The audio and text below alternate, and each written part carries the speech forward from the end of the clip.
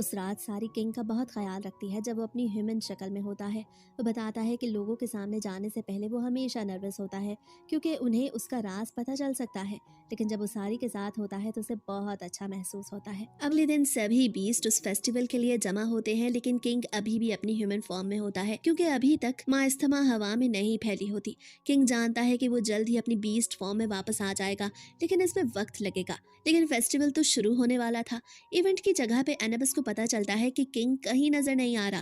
वो याद करता है कि कोई भी किंग कभी इस इवेंट के लिए लेट नहीं होता, इसलिए वो सभी सर्वेंट्स को ऑर्डर करता है कि किंग को ढूंढा जाए। सर्वेंट्स कहते हैं कि उन्होंने हर जगह ढूंढ लिया, लेकिन किंग कहीं नहीं मिला। फिर उन्हें बताया जाता है कि जमीन के अंदर मौजूद चैम्बर को चेक किया जाए, क्योंकि बाज दफा किंग वहां मेडिटेशन के लिए जाता है। वो चैम्बर में जाते हैं, लेकिन देखते हैं कि वो भी खाली है। तब पता चलता है कि किंग एक सीक्रेट रास्ते से वहां से निकल गया। सारी और किंग गार्ड से बचते हुए आगे बढ़ते हैं, लेकिन पकड़े जाने के करीब होते हैं तो सारी कुछ ऐसा करती है कि वो गार्ड से बच सके। वो किंग के बारे में बताती है कि वो भी किंग को ढूंढ रही है, लेकिन उसे किंग नहीं मिल रहा। इसके बाद गार्ड्स वहां से चले जाते हैं। सारी और किंग वापस उसी चैम्बर में आते हैं जहां किंग अपनी बीस्ट फॉर्म में आना शुरू करता है, लेकिन वो रियलाइज करता है कि वो वक्त पे फेस्टिवल में नहीं पहुंच पाएगा। इससे उसे रियलाइज होता है कि वो एक अच्छा किंग नहीं है।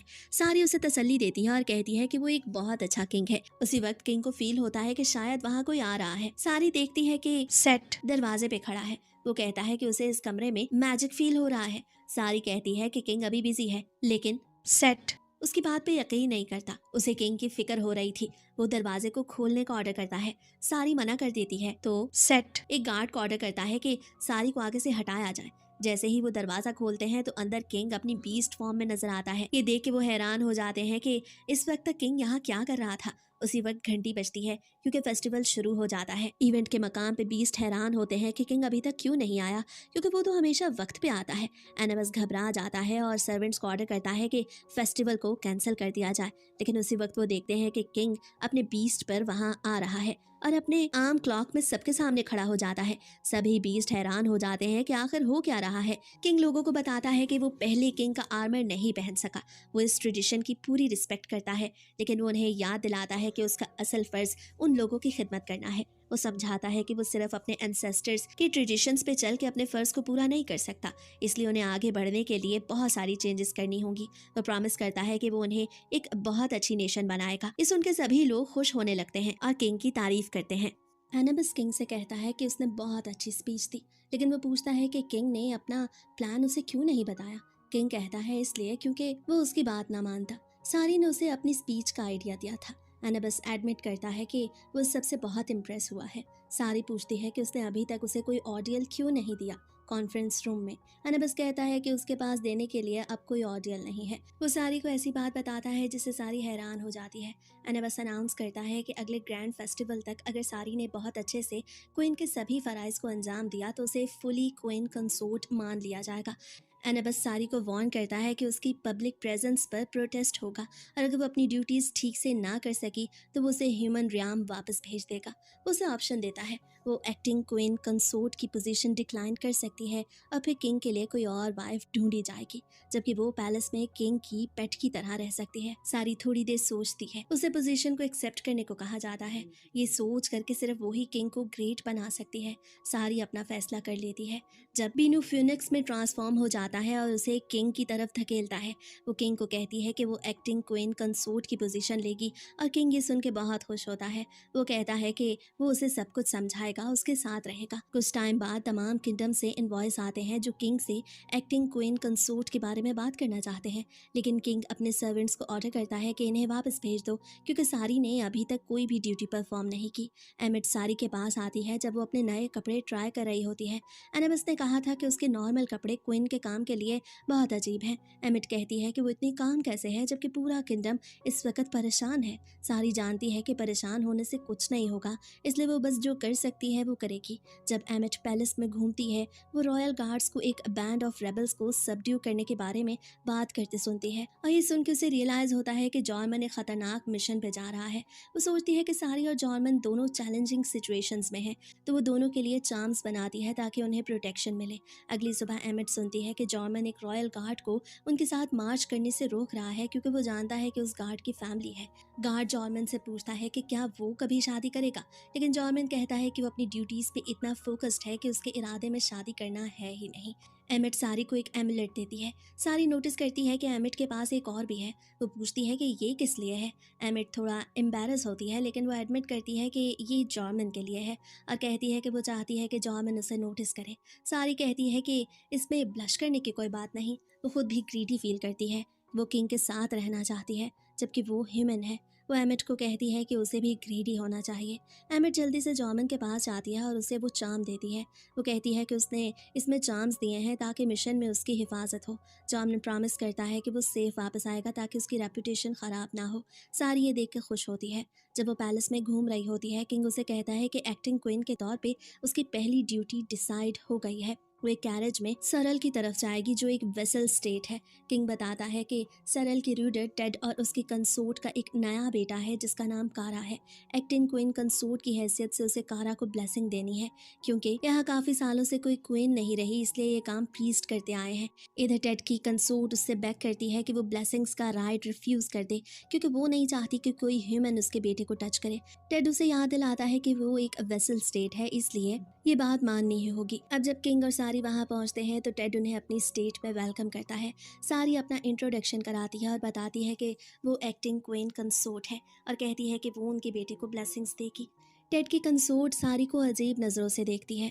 वो कहती है कि उनके बेटे की तबीयत कुछ ठीक नहीं है, शायद कल तक वो ब्लेसिंग्स के लिए तैयार हो जाए। डिनर में सारी को प्रॉपर गेस्ट की तरह ट्रीट किया जाता है, लेकिन उसके हाथ से फॉर्क गिर जाता है और उसे अचानक चक्कर आने लगते हैं। किंग नोटिस करता है कि कुछ तो गलत है। वो उठ के कहता है कि वो थक गया है और आराम करना चाहता है। वो सारी को अपने साथ कमरे में ले जाता है। सारी बताती है कि टेड की कंसोर्ट का बिहेवियर उसके उन पेरेंट्स की याद दिलाता है जिन्होंने उसे एक सेक्रीफाइस की तरह पाला था। वो कहती है कि उसे सांस लेना मुश्किल हो रहा था। किंग उसे कटल करता है। वो कहता है कि उसे नहीं पता क्या कहना चाहिए, इसलिए वो बस उसके एक्शंस की कॉपी करने लगता है। ये देख के सारी को अच्छा फील होता है क्योंकि किंग उसके साथ है। अगली सुबह सारी कारा को ब्लेसिंग्स देने वाली होती है, लेकिन कारा अचानक रोना शुरू कर देता है। टेड की कंसोर्ट कहती है कि ब्लेसिंग्स पोस्टपोन कर दी जाए।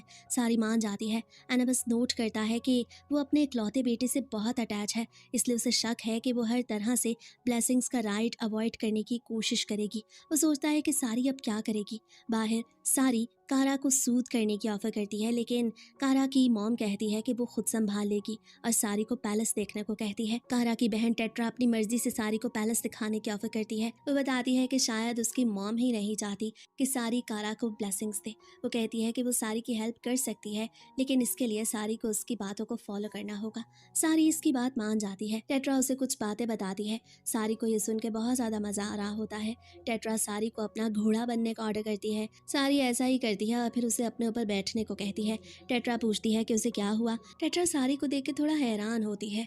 उसके ख्याल में वो ये सब सिर्फ अपनी मॉम को इम्प्रेस करवाने के लिए कर रही थी, लेकिन सारी कहती है कि वो इतना एंजॉय कर रही है कि ये बात उसके माइंड से निकल ही गई। सारी अब उसे अपने पीठ पे लेके घूमने लगती है, लेकिन टेट्रा उसे इडियट कहती है। वो बताती है कि उसकी मॉम को सिर्फ कारा की परवाह है। कारा वो हायर है जो उसके पेरेंट्स हमेशा चाहते थे। उसकी सारी बड़ी बहनें शादी करके जा चुकी हैं और वो जानती है कि उसके साथ भी ऐसा ही होगा। टेट्रा सोचती है कि उसकी मॉम यानी कार्ला उसे रास्ते से हटाना चाहती है, लेकिन सारी कहती है कि ऐसा नहीं है। वो तुमसे बहुत प्यार करती है, बस उसे एक्सप्रेस करना नहीं आता। टेट्रा फिर भी खुद को अनवांटेड समझती है और भाग के पैलेस के सबसे ऊंचे टॉवर पर पहुंच जाती है। वो अपनी जान लेने के बारे में सोच रही होती है। किंग वहीं होता है। सारी उसके पास पहुंचती है और कहती है कि ये मत करो। टेट्रा कहती है कि उसकी ज़िंदगी के कोई मायने नहीं। सारी कहती है कि वो टेट्रा के साथ फिर खेलना चाहती है, लेकिन टेट्रा याद करती है कि उसकी मॉम सिर्फ उसके भाई के पैदा होने के बाद रोई। उसकी अपनी पैदा होने पे कोई भी खुशी नहीं मनाई गई। जब वो नोटिस करती है कि सब उसे देख रहे हैं तो उसे अच्छा लगता है। वो कहती है कि उसका आखिरी एक्ट सबको बहुत अच्छा लग रहा है। उसी वक्त कारा आ जाता है। सारी टेट्रा को रियलाइज़ कराती है कि वो ये सब सिर्फ अपनी माँ का ध्यान खींचने के लिए कर रही है। टेट्रा एक कदम पीछे होती है और गिरने लगती है। सारी उसके पीछे जंप करके उसे पकड़ लेती है। उन दोनों को बचा लिया जाता है। सारी उसे कहती है कि दोबारा ऐसा बिल्कुल मत करना। वो उसके फोरहेड पे किस करती है और कहती है कि वो खुश है कि उसने इस दुनिया में जन्म लिया। ये सुन के टेट्रा रोना शुरू कर देती है और सारी से लिपट जाती है। ये सब देख के कार्ला को रियलाइज होता है कि वो अपने बेटे में इतनी बिजी थी कि टेट्रा को कभी हक भी नहीं कर पाई। टेड किंग से माफी मांगता है, लेकिन किंग कहता है कि अपनी बेटी को प्रायोरिटी दो। टेट्रा सेफली नीचे आती है और कार्ला फौरन उसे हक करती है। टेट्रा से माफी मांगती है और सारी का शुक्रिया अदा करती है कि उसने उसकी बेटी की जान बचा ली। ब्लेसिंग्स की सेरेमनी होती है जहाँ कार्ला सारी को अपने बेटे को ब्लेस करने देती है।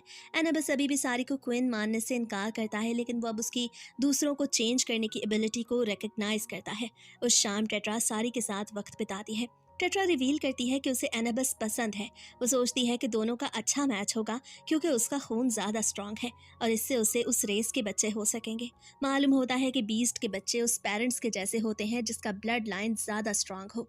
टेट्रा सारी को कहती है कि फ्यूचर में उसे किंग के बच्चे पैदा करने होंगे, इसलिए उसे इस कॉन्सेप्ट से फेमिलियर होना चाहिए। रात को जब सारी सोने की कोशिश करती है, किंग आता है, कहता है कि उसे बात करनी है। उसे एक कैजुअल जगह ले जाता है और दोनों किंग की ड्यूटी के बारे में बात करते हैं कि उसे हायर पैदा करना है। लेकिन किंग को पता है कि उसकी ब्लड लाइन डिफरेंट है, इसलिए उसे यकीन नहीं कि वो अपने बच्चों से मोहब्बत कर पाएगा या नहीं। वो बताता है कि उसके पेरेंट्स ने भी उसे मोहब्बत नहीं की। फ्लैशबैक में पता चलता है कि किंग बगैर माँ और सिबलिंग्स के पला। उसके बाप ने उसे सख्त तरीके से बड़ा किया। रेवलेशंस की रात उसे सेल में लॉक कर दिया जाता, लेकिन फिर भी वो सोचता था कि बाप उसे एक अच्छा किंग बनाना चाहता है, इसलिए ये सब कुछ करता है। मरने से पहले उसका फादर उसे पकड़ता है। वो कहता है कि वो अपना थ्रोन उसे नहीं देना चाहता क्योंकि उसकी ब्लड लाइन गंदी है।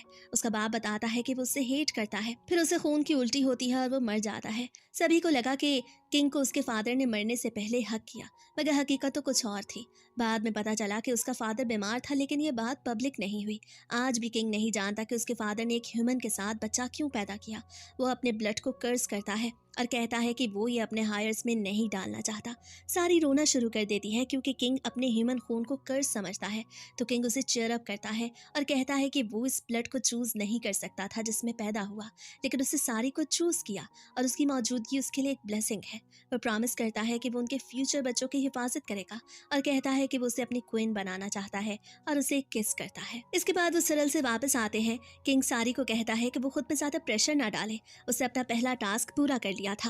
वापस अपने पैलेस में किंग सारी को कहता है कि वो माजा सिटी में स्टेशन ट्रूप्स के पास जाए, लेकिन वो इस बार उसके साथ नहीं जा सकता। एनाबस ने किंग को बताया कि उसका एक दोस्त मर रहा है, इसलिए उसे उससे मिलने जाना चाहिए। इसके अलावा एक बहुत ज़रूरी अपॉइंटमेंट भी किंग की मौजूदगी में ही होनी थी। सारी इस टास्क को एक्सेप्ट करती है और किंग को कहती है कि वो फिक्र ना करे, वो अकेले इस सब को हैंडल कर सकती है। अब जब सारी अपनी पैकिंग करती है तो किंग उसे मिलने आता है। सारी बताती है कि वो नर्वस है, वो किंग के बगैर रहने की बिल्कुल भी आदी नहीं, लेकिन उसे खुद प्रूव करना है कि वो ये काम अकेले कर सकती है ताकि एक अच्छी क्वीन बन सके। इसके बाद किंग अपने काम को चला जाता है और सारी अपने। एनाबस सारी को कहता है कि इस ट्रिप के लिए उसे नया गार्ड चाहिए। वो कहता है कि अब वक्त आ गया है कि वो क्वींस गार्ड का कैप्टन चूज करे जो उसका राइट हैंड होगा, लेकिन कोई भी ह्यूमन होने की वजह से उसकी सर्विस के लिए वॉलंटियर नहीं करता। तभी एक हैनियन अचानक एनाबस पे पैर रख देता है और वॉलंटियर करता है। वो अपना नाम लैंटो बताता है। एनाबस एडवाइस करता है कि सारी केयरफुली चूज करे। वो कहता है कि लैंटो क्वीन का गार्ड बनने के लिए बहुत रूड है और सजेस्ट करता है कि कॉम्बैट में उसकी स्किल को टेस्ट किया जाए, लेकिन लैंटो फौरन एनाबस के मास्क को ही काट डालता है और दिखाता है कि उसकी स्किल्स कितनी बढ़िया है। सारी उसे ऐसा करने से रोकती है और इस तरह लैंटो को सारी का गार्ड बना दिया जाता है। अब सारी ने अपना ये टास्क कंप्लीट किया या नहीं, ये तो हमें नेक्स्ट वीडियो में ही पता चलेगा। आप मेरे चैनल को सब्सक्राइब कर लें और हर नई आने वाली वीडियो के लिए बेल का आइकन भी लाजमी दबा दें ताकि इसका नेक्स्ट पार्ट सबसे पहले आपको मिल सके। और हाँ, मेरी इस वीडियो को ज़्यादा से ज़्यादा लाइक भी करें और दोस्तों के साथ शेयर भी करें ताकि हमारी कम्युनिटी और बड़ी हो सके।